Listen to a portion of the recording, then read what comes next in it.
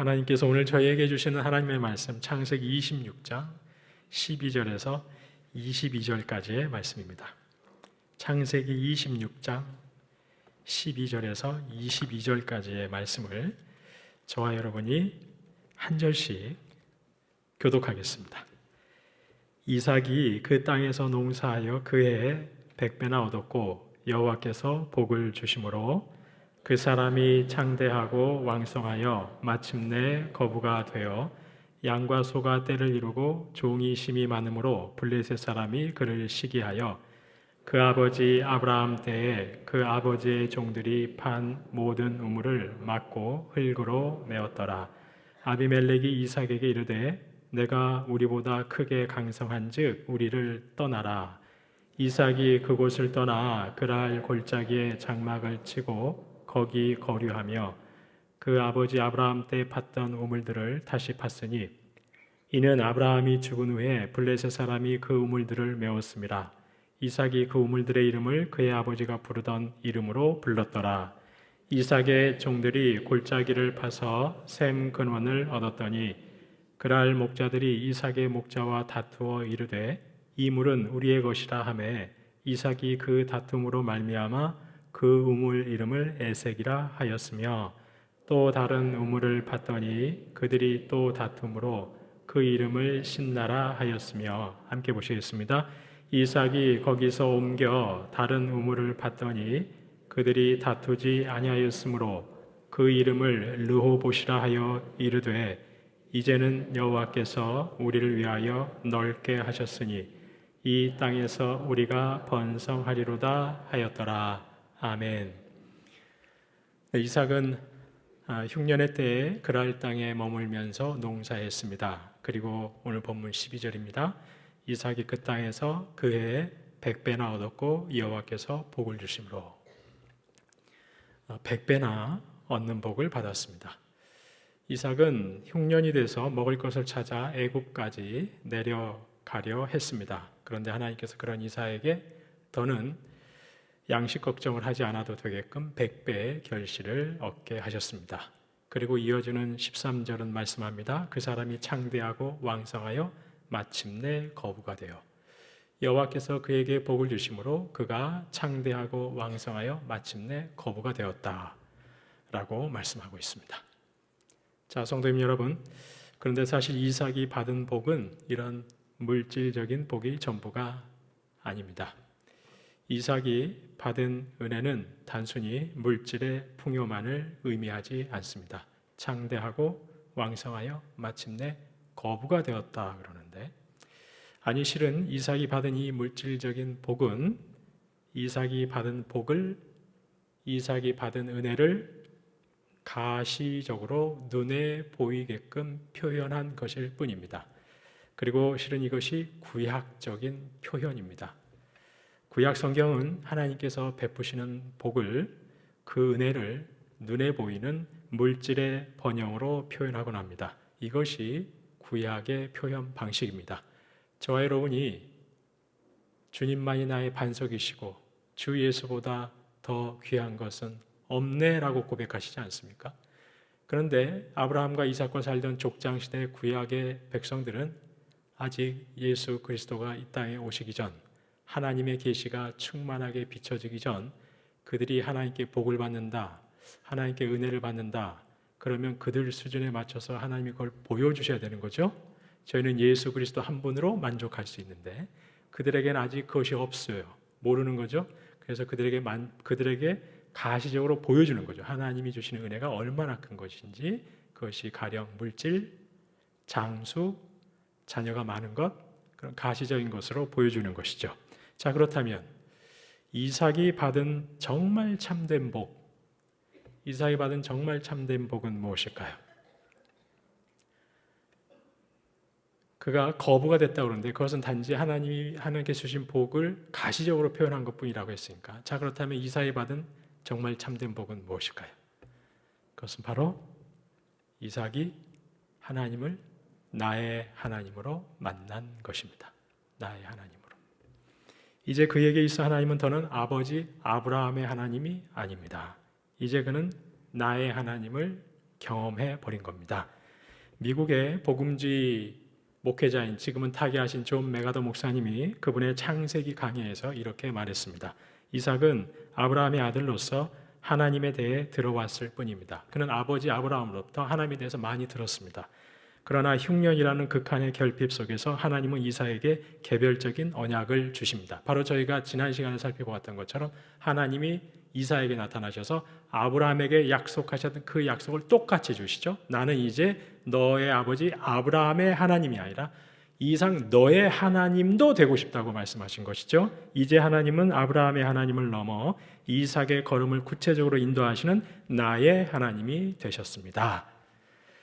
그렇습니다. 이삭은 이 흉년이라는 시간을 통해 자신에게 친히 찾아오셔서 약속하신 하나님, 그리고 그 약속을 신실하게 지키시는 나의 하나님을 경험한 것입니다. 자신의 실수에도 불구하고 신실하신 사랑으로 자신을 지키시고 보호하시는 나의 하나님을 만난 것이죠. 그리고 이것이야말로 이삭이 경험한 가장 큰 복이요 은혜였던 것입니다. 혹시 성도님들 중에는 이삭이 받은 창대하고 왕성하여 마침내 거부가 되었다는 이 물질적인 복만 눈에 들어오시는 분이 계실지도 모르겠습니다. 하지만 이삭이 받은 진정한 복은 눈에 보이는 물질이 아닙니다. 머리로만, 지식으로만 알고 있던 하나님을 자신의 삶에서 진정으로 경험하면서 나의 하나님을 만나게 된 것, 바로 이것입니다. 성도님 여러분, 저와 여러분 역시 그 어떤 복보다 하나님이 나의 하나님이 되는 복을 누리실 수 있기를 간절히 소망합니다. 혹이 아직도 부모님의 신앙, 모태신앙, 그 안에서 그저 하나님을 지식으로만 알고 계시지는 않으십니까? 남편의 하나님, 아내의 하나님, 어머님의 하나님, 여전히 하나님에 대해서 귀로 듣고만 계시지는 않으십니까? 부디 저와 여러분이 이삭처럼 부모님의 하나님을 믿는 신앙을 벗어나서 나의 하나님을 만나시는 은혜가 있기를 간절히 소망합니다. 저와 여러분의 자녀들이 바로 이런 복을 누리실 수 있기를 주님의 이름으로 축원합니다. 이렇게 나의 하나님을 만난 이삭, 이제 그의 삶의 태도가 달라집니다. 오늘 함께 살펴볼 본문이 바로 이것을 보여주고 있습니다. 그렇습니다. 하나님을 진정으로 만나게 되면, 나의 하나님을 경험하게 되면, 살아서 내 삶에 역사하고 계시는 하나님을 참으로 내가 만나게 되면 그 삶은 달라질 수밖에 없습니다. 가치관이 바뀔 수밖에 없습니다. 삶을 대하는 태도가 바뀔 수밖에 없습니다. 누가 뭐라고 해도 바뀔 수밖에 없습니다. 그렇다면 살아계신 하나님, 나의 하나님을 경험한 이삭의 삶의 태도는 어떻게 달라졌을까요? 오늘 본문의 말씀을 통해 함께 살펴보고자 하는 것이죠. 그의 변화된 삶을 통해서 나의 하나님을 경험한 저와 여러분 역시 그렇다면 어떠한 모습으로 살아가야 하는지, 하나님의 은혜를 경험했다면 어떠한 은혜의 삶으로 바뀌게 되는 것인지 이 시간 본문을 통해서 함께 알아가는 은혜가 있기를 소망하는 것입니다. 그렇다면 이제 이삭의 삶의 태도는 어떻습니까? 나의 하나님을 경험한 이삭의 은혜의 삶은 어떠한 모습으로 나타나고 있는 것일까요? 세 가지로 오늘 이 시간 살펴보겠습니다. 먼저 첫 번째로 온유함입니다. 온유함, 관대함으로 나타납니다. 악을 악으로 대하지 않고 오히려 악에게 선으로 대하는 것으로 나타납니다. 하나님께서 이삭을 크고 창대하게 하셨습니다. 그러자 그랄 땅에 사는 블레셋 사람들이 크고 창대하게 된 이삭을 어떻게 대하고 있습니까? 오늘 보면 14절 말씀, 양과 소가 떼를 이루고 종이 심이 많음으로 블레셋 사람이 그를 시기했습니다. 그리고 아버지 아브라함 때 아브라함의 종들이 판 모든 우물을 막고 흙으로 메워버렸습니다. 이어 16절 저희가 한 목소리로 읽겠습니다. 아비멜렉이 이삭에게 이르되 내가 우리보다 크게 강성한즉 우리를 떠나라. 아비멜렉이 지금 이삭을 어떻게 하고 있는 것이죠? 쫓아내고 있는 것이죠. 실은 아브라함과 이 아비멜렉과 사이에서 조약을 맺었었습니다. 창세기 21장에서 아브라함이 가는 곳마다 형통한 것을 보고 아비멜렉이 저 형통한 아브라함과 내가 조약을 맺고 아브라함의 덕을 좀 봐야 되겠다 싶어가지고 아브라함을 찾아가서 동맹을 맺습니다. 우리 서로 친하게 잘 지내자. 그래서 서로의 소유권을 인정하기로 했습니다. 상호 불가침 조약을 맺었습니다. 그 조약은 후손들에게도 유효합니다. 이삭에게도 적용되는 조약이었습니다. 그런데 아비멜렉이 그 조약을 지금 어떻게 하고 있는 것이죠? 일방적으로 파기하고 있는 겁니다. 이삭을 시기해서 아브라함 때 팠던 우물, 바로 지금은 이삭의 소유가 되는 그 우물을 다 막아버리고 흙으로 메워버렸습니다. 그리고 떠나라고 쫓아내고 있는 것이죠. 아비멜렉은 지금 이삭을 부당하게 대하고 있는 것입니다. 그런데 이런 아비멜렉에게 이삭이 어떻게 하고 있습니까? 17절입니다. 이삭이 그곳을 떠나 그냥 묵묵히 떠납니다. 맞서지도 않고 왜 나를 부당하게 대하세요? 따지지도 않고 그랄 골짜기에 장막을 치고 거기 거류하였습니다. 이렇게 아비멜렉에서 쫓겨난 이삭, 그랄 골짜기에서 우물을 팠는데 셈의 근원을 얻었습니다. 우물을 얻었습니다. 그런데 20절입니다. 그랄 목자들이 이삭의 목자와 다투어 이르되 이 물은 우리의 것이라 하매 이삭이 그 다툼으로 말미암아 그 우물 이름을 에색이라 하였으며. 아비멜렉에 쫓겨나서 그랄 골짜기에 나와서 우물을 팠는데 우물을 얻었는데 그때 그랄 땅에 사는 블레셋 사람들이 와서 이거 우리 것이다 라고 다툼을 일삼는 겁니다. 그래서 이삭이 다툼이라는 뜻의 에색이라고 그 우물의 이름을 지었습니다. 당시에 우물의 소유권을 정하는 방법 중에 한 가지가 내가 우물을 팝니다. 그리고 내가 우물을 파서 그 우물의 이름을 내가 짓는 겁니다. 그러면 사람들에게 이 우물은 내 것이라고 공포하는 것이죠. 이삭이 지금 그랄 사람들이 와서 자신이 판 우물을 자신들의 것이라고 주장을 할 때 아니라고 이름만은 자신이 짓고 있는 겁니다. 다툼이라는 뜻의 신나라고.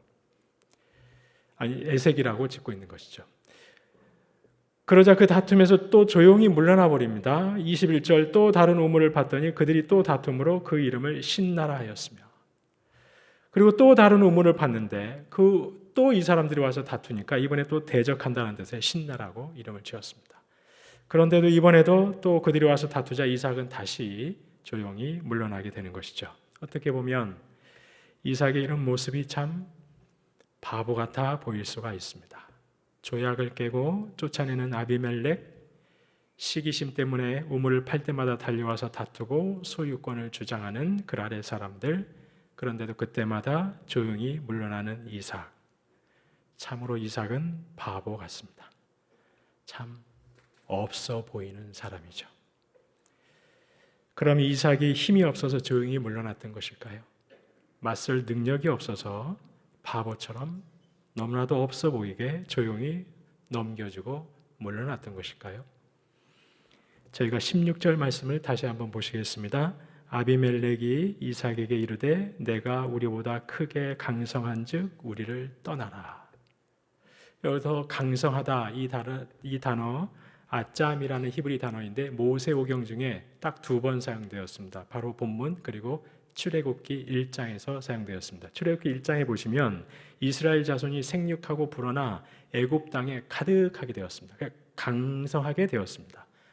바로가 그 이스라엘을 두려워했습니다. 이 이스라엘이 대적과 합쳐서 애굽과 싸울까 두려웠습니다.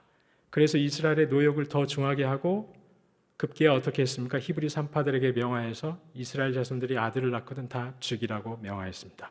그때 강성하다 단어 아짬이라는 단어 똑같이 쓰고 있습니다. 이삭은 지금 힘이 없는 것이 아니죠. 흉년 때문에 그랄 땅까지 내려왔지만 그 땅에서 하나님이 창대하고 왕성하게 하셔서 그는 이제 아비멜렉이 두려움을 가질 정도로 힘과 능력이 있었던 것입니다. 그런데도 이삭은 조용히 물러나고 있습니다. 이삭이 어리석어서 그런 것이 아니죠. 바보여서 그런 것이 아닙니다. 팔레스타인 땅에서 우물이 얼마나 중요한지 몰라서 그런 것이 아닙니다. 우물을 한번 팔려면 얼마나 많은 돈과 얼마나 많은 노동력과 얼마나 많은 시간이 들어가는지 몰라서 그런 것이 아닙니다. 그런데도 그는 다투지 않고 조용히 물러납니다. 왜 그런 것일까요?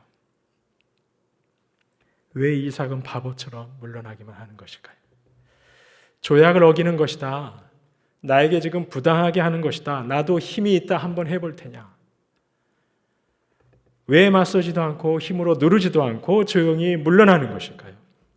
이전 같으면 이삭이 우물을 빼앗기면 나도 죽을 수 있다고 염려해서 맞섰을 것입니다. 순순히 물러나지 않았을 것입니다. 그런데 이삭은 이제 알아버린 것이죠. 내 생명이 저 우물에 있는 것이 아니라 내 생명이 누구 손에 달려 있다는 것을, 하나님 손에 달려 있다는 것을 알아버린 겁니다. 흉년이라는 시간을 통해서 내 생명이 애굽 땅, 저 우물에 있는 것이 아니라 하나님 손에 달려 있다는 것을 그가 직접 경험해 버린 것입니다. 이삭이 우물을 양보한 것은 그가 바보여서가 아닙니다. 그렇다고 해서 이삭이 다른 사람들보다 더 성인 군자여서도 아닙니다. 바로 나의 하나님, 어떠한 상황에서도 나를 책임지시고 보호하시는 하나님을 그가 만나버렸기 때문입니다. 이제 이삭은 그 하나님을 신뢰하고 있는 겁니다. 성도님 여러분, 세상은 왜 그렇게 싸우죠? 세상은 왜 조금도 손해를 보려 하지 않습니까? 왜 아둥바둥하면서 살아갑니까? 왜 고소고발을 남발하면서 조금도 물러서려 하지 않습니까? 거기에 내 생명 달렸다고 생각하기 때문입니다. 그거 잃으면 내가 죽을 것 같다고 생각하기 때문입니다. 내 생명 빼앗길 것만 같다고 생각하기 때문입니다. 내 삶은 내가 책임져야 된다고 생각하기 때문인 것이죠. 너그러울 수가 없는 것이죠. 그저 서로 물고 뜯기에 여념이 없는 것입니다. 그런데 나의 먹고 사는 문제가 환경에 달려있는 것도 아니고 상황에 달려있는 것도 아니고 나의 잔꾀에 달려있는 것도 아니고 나의 지혜와 나의 경험에 달려있는 것도 아니고 하나님의 손에 달려있다는 사실을 진정으로 내가 경험하게 되면 이제 세상을 보는 눈이 달라져 버리게 되는 것이죠. 삶을 대하는 태도가 바뀔 수밖에 없는 겁니다. 사람들이 목숨 거는 일에 나도 똑같이 목숨 걸지 않을 수 있게 되는 것이죠. 다른 사람한테 너그러울 수도 있는 겁니다. 이거 없어도 이게 나를 살리는 게 아닌 것을 내가 그동안 신앙생활하면서 경험해 봤기 때문에. 물론 순간적으로는 그 순간에는 분이 날 수도 있습니다. 억울할 수도 있습니다. 분통이 터져가지고 화가 날 수도 있습니다. 그런데 그 문제를 가지고 내가 하나님 앞에 가서 잠잠히 아뢰는 것이죠. 그러면 하나님이 기억나게 하시는 거죠. 야, 너 그때 그거 없어도 너 잘 살아왔잖아. 그러면서 저의 마음을 부드럽게 해주시는 것이죠. 그래, 양보하자. 억울한 일이 있을 때 내가 해결해 줬었잖아. 기억나게 하시는 거죠. 내가 똑같이 대응하지 말자. 하나님께서 저의 마음을 어루만져 주시는 것이죠. 그래, 양보하자. 성도님 여러분, 저와 여러분 모두는 내 생명이 하나님 손에 달린 자들임을 인정하며 사는 성도입니다. 나를 책임져 주시고 나를 지켜주시고 나를 보호하시는 분이 하나님이심을 경험한 자들입니다. 10년 동안, 30년 동안, 50년 동안, 60년 동안, 평생 동안 내가 신앙생활을 해보니까 그런 것들을 수도 없이 경험했습니다. 그렇다면 저와 여러분은 세상과의 관계에서, 다른 사람과의 관계에서 절대로 세상 사람들과 같을 수가 없는 것이죠. 절대로 같을 수가 없습니다. 내가 살아봤거든. 신앙생활하면서 내가 만나봤거든, 하나님. 저도 되는 거죠. 손해봐도 되는 거예요. 지나보니까 그거 손해봐도 되는 겁니다. 왜냐하면 하나님이 아시니까. 그때는 좀 억울한데 그렇게 밤잠을 못 이루며 끙끙 앓을 정도 아니라는 거 내가 살아보니까 알겠는 거예요. 왜? 하나님이 아시기 때문에. 하나님이 어련히 알아서 바로잡아 주실 것이기 때문에. 경험을 한 거예요. 맞아, 그때 그랬었어. 부당한 일을 당하고 억울한 미움과 시기를 당하고 있는 나를 책임져 주시고 보호해 주시는 하나님을 내가 만나버렸기 때문에. 주 4세기에 콘스탄티노플이라는 도시에서 대주교를 지냈던 요한 크리소스톰, 우리말로는 요한 크리소스토모라고도 하는데, 이분이 황금의 입이라는 별명을 가졌죠. 명설교가 이사였던 것이죠. 그분이 마태복음 강해를 하면서 이렇게 말했습니다. 우리가 양으로 남아있는 한 우리는 승리할 수 있다. 비록 우리가 늑대 1000마리에 에워싸인다 할지라도 우리는 정복하고 승리한다. 그러니까 우리가 선한 목자 대신 우리 주님을 따르는 양으로 남아있는 한 우리는 승리한다는 거예요. 선한 목자 대신 우리 주님께서 겸손하게 희생으로 사랑으로 살아가신 그 주님을 따르는 양으로 남아있는 한 우리는 수천 마리의 늑대가 우리를 에워싼다 할지라도 결국 승리한다는 것입니다. 우리 주님이 어린 양으로 계시면서 승리하셨던 것처럼 승리할 수 있다는 거예요. 그러나 우리가 늑대가 되는 순간 우리는 패배한다. 왜냐하면 우리는 늑대를 기르지 않고 양을 기르는 목자의 지지를 잃기 때문이다. 늑대가 되는 순간 세상은 말하는 거죠. 으르렁거리면서 발톱을 내세우고 사납게 달려들어서 진누를 넣어야 승리할 수 있다고 말하는 거죠. 늑대가 되라고 하는 것이죠. 근데 늑대가 되는 순간 우리는 승리할 수가 없어요. 왜냐하면 우리 주님은 늑대의 주님이 아니시고 양의 주님이시기 때문에. 우리 주님이 승리하신 방법이 아니기 때문입니다. 늑대가 되는 순간 성도는 더는 주님의 양이 아니기 때문이죠. 주님은 늑대를 돌보시고 지지하시는 분이 아니기 때문인 거죠. 주님도 세상 죄를 지고 가는 어린 양으로 승리하셨기 때문입니다. 우리 주님은 유혹을 당하시되 맞대어 유혹하시지 않으시고 고난을 당하시되 위협하지 않으시고 오직 공의로 심판하시는 이에게 부탁하시는 주님이셨기 때문인 것이죠. 우리 주님 다른 것 아니라 십자가로 승리하셨기 때문인 것이죠. 성도님 여러분, 부디 저와 여러분이 나를 지키시고 보호하시며 책임지시는 하나님을 경험한 성도답게 타인을 향해서 온유함으로 관대함으로 대하실 수 있기를 소망합니다. 악을 악으로 갚지 않고 도리어 선으로 대하실 수 있기를 소망합니다. 더 나아가서 우리 주님처럼 십자가의 방법으로 참된 승리를 누리실 수 있기를 주님의 이름으로 축원합니다. 두 번째, 하나님을 경험한 이삭, 나의 하나님을 경험해버린 이삭. 그는 이제 어떤 삶의 태도를 보이고 있습니까? 그는 인내합니다.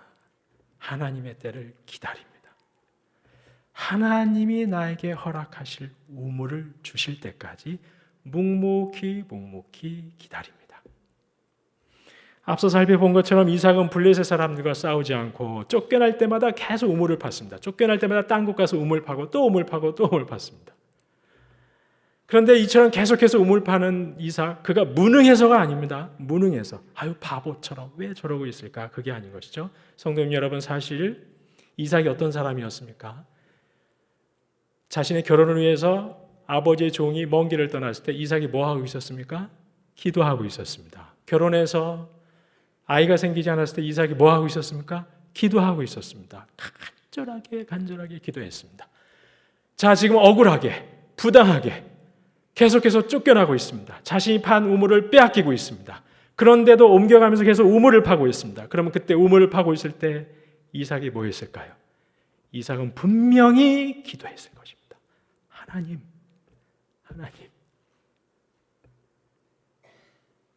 이 우물 더는 그랄 땅에 사는 저 블레셋 사람들이 와서 자신의 것이라고 주장하지 않고 다투지 않고 저희가 마음 편히 살 수 있는 우물이 될 수 있게 하옵소서. 간절히 기도했을 겁니다. 간절히. 하나님께서는 분명히 저희에게 더는 다툼이 없는 저희가 편히 살 수 있는 우물을 허락해 주실 줄로 믿습니다. 간절히 기도했을 겁니다. 그러면서 묵묵히 우물을 팠을 것입니다. 그는 이전의 이삭이 아닙니다. 이전의 두려움 앞에서 거짓말로 아내를 누이라고 속였던 자신의 방법, 자신의 때에 일을 이루려고 하는 이삭이 아닌 거죠. 그는 이제 하나님의 때를 기다리는 겁니다. 기도하면서 우물을 파면서 하나님, 이 우물일까요? 아니다. 그럼 하나님, 이 우물일까요? 아니다. 네, 하나님 알겠습니다.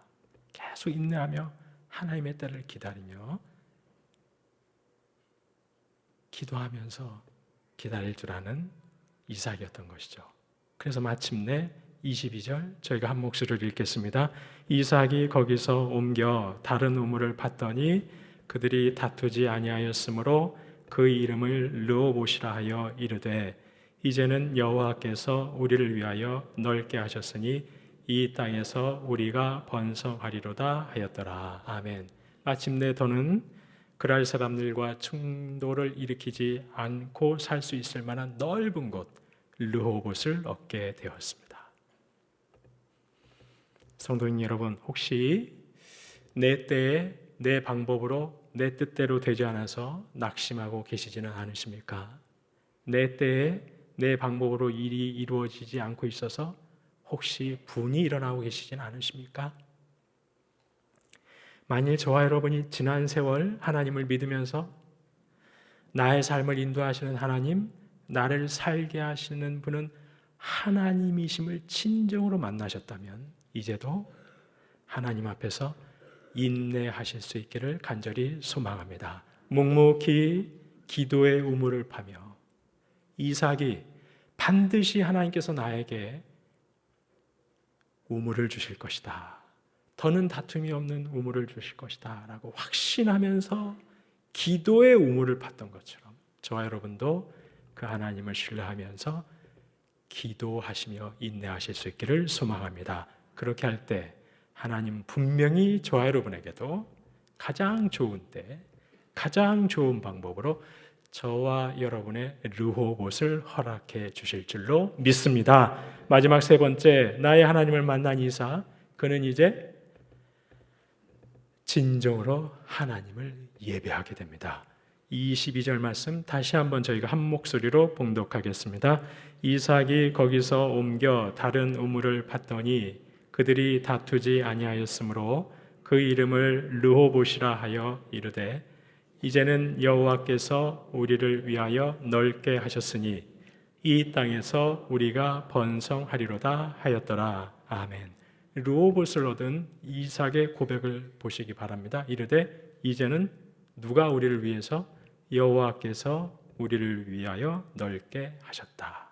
실은 우물은 누가 팠습니까? 이삭이 팠죠. 두 번이나 힘겹게 판 것을 또 빼앗겼습니다. 세 번째 우물을 파면서 그는 연이어서 우물을 파면서 참 고되고 마음이 편치 않았을 것입니다. 그러나 마침내 세 번째 판 우물에서 그는 그랄 사람들이 더는 찾아와 다툼을 걸지 않았습니다. 이제 드디어 기다리고 고대하던 우물, 쉴만한 물가를 발견했습니다. 실제로 르호봇이라는 말은 넓은 장소, 넓은 공간이라는 것이죠. 그랄 사람들이 와서 충돌을 일으키지 않아도 될 만큼 넓은 장소. 그런데 이 르호봇이라는 단어가 그때 당시 사람들에게 어떤 인식 가운데 쓰이는 단어였느냐면 쉴 만한 공간이라는 뜻이었다는 거죠. 쉴 만한 곳, 쉴 만한 곳. 내가 이제 편히 쉴 만한 곳, 그게 르호봇이라는 거예요. 성도님 여러분, 그동안 이삭은 계속해서 연이어서 쫓겨나고 우물을 파면서 마음이 편치 않았던 것이죠. 전세를 살아보신 분들은 아실 겁니다. 주인이 언제 전화해서 방을 좀 빼달라고 말할지 마음이 편치 않은 것이죠. 주인이 또 언제 전화해서 전세금을 올려달라고 말할지 마음이 편치 않은 것입니다. 이삭이 우물을 팔 때마다 마음이 편치 않았던 거예요. 이 우물 또 찾아와서 자신들의 것이라고 어깃장을 놓으면 어떡하나 마음이 편치 않았던 것이죠. 그런데 이제 드디어 그들을 의식하지 않고 마음 편히 숨 쉴 만한 곳을 얻게 된 것입니다. 처음 내 집이 생긴 거죠. 주인 눈치 보지 않고 마음껏 아이들과 떠들며 재밌게 살 수 있는 내 집이 생긴 것이죠. 그런데 이때 이삭이 어떻게 고백하고 있습니까? 누가 이 일을 하셨다고 하죠? 하나님이 하셨다고 고백하고 있습니다. 여호와께서 우리를 위하여 넓게 하셨으니. 성도님 여러분, 무엇이 참된 예배입니까? 나에 다 된 것이 하나님의 은혜라고 고백하는 것이 참된 예배의 시작인 줄로 믿습니다. 지금 내가 있는 이 자리가 나의 노력이나 나의 힘이나 능력이 아니라 하나님의 은혜임을 중심으로 고백하는 것이 바로 예배의 시작인 것이죠. 그리고 실제로 오늘 본문은 아니지만 이삭은 창세기 26장 25절 브엘세바로 올라가서 하나님께 제단을 쌓고 예배를 올려드리고 있습니다. 성도님 여러분, 하나님의 은혜를 진실하게 경험한 사람은 하나님이 주신 은혜 그 자체보다 은혜와 복을 주신 하나님께 더 집중하는 줄로 믿습니다. 르호봇보다 르호봇을 허락하신 하나님, 결국 자신의 삶을 책임지시는 신실하신 하나님께 감사하는 사람, 바로 그 사람이 은혜를 아는 사람인 것이죠. 실제로 이삭에게는 르호봇 뜻이 뭐라고 그랬다고요? 숨 쉴 만한 곳. 실제로 이삭은 르호봇이 숨 쉴 만한 곳이 아니었던 것이죠. 그는 실제로 누구 안에서 숨을 쉬고 있는 것이죠? 하나님 안에서 숨을 쉬는 것입니다. 그래서 여호와께서 우리를 위하여 넓게 하셨느니라. 저희가 요즘에 매번 헌금 찬양으로 올려드리는 주 나를 광야로 이끄실 때 그 가사, 나 주 안에 거하리, 그곳이 내가 뭐 하는 곳이요? 숨 쉬는 곳, 르호봇. 한 권사님이 그 찬양 가사가 너무 좋아서 시니어 어르신 그 권사님께서 악보를 사무실에서 구해다가 그 찬양을 아주 열심히 연습하고 계신다는 소식을 들었습니다. 이삭은 숨 쉴 만한 곳이라는 르호봇에서 하나님이 주신 복 안에서 숨을 쉬는 게 아니라 그 복을 주신 하나님 안에서 숨을 쉬는 것이라고 지금 고백하고 있는 것이죠. 성도님 여러분, 부디 저와 여러분이 하나님이 주신 은혜와 복에만 감격하기보다 그 은혜를 베푸신 하나님께 진정한 감사를 올려드리는 참된 예배자 되실 수 있기를 주님의 이름으로 축원합니다.